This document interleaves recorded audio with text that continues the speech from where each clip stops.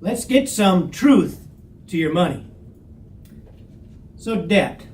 Everybody talks about debt, and most of the time, we're hearing debt is bad.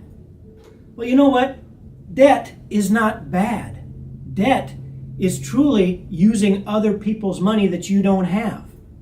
So when you look at it, there is bad debt and there is good debt. So I want to hit the good debt first. Good debt?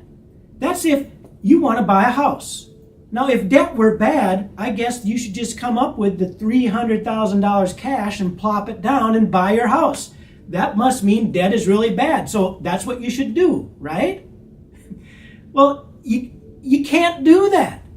So debt and owning something of value, owning an asset with debt, that's a good thing. Having a mortgage is a good thing. Let me give you this example.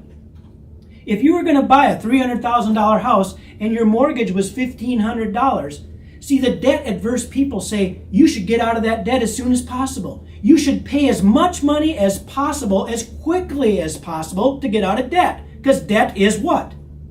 Bad, right? Debt is not bad. Think of it this way. You're paying $1,500 a month to own a $300,000 asset. Anybody here heard of inflation? You know, inflation is going to make that $1,500 that you're spending every month in just 10 years be the equivalent to $1,100. Think of that. If you could lock in an asset that you could pay for over the course of 30 years, and every year that you paid for it, the money that you paid away was less and less and less buying power.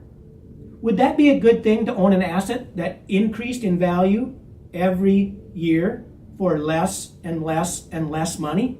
So here's the numbers. 10 years, your $1,500 a month feels like $1,100.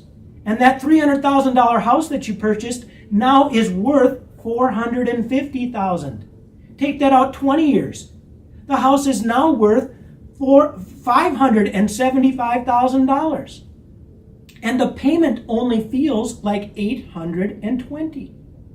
Take it out to the full 30 years. That $1,500 payment that you're making today, that only feels like $700. It's unbelievable how little that money will feel like 30 years from now. And guess what the house is worth?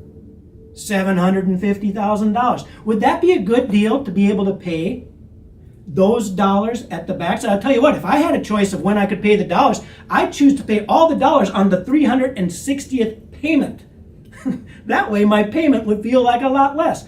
Guys, you got to get your money some truth.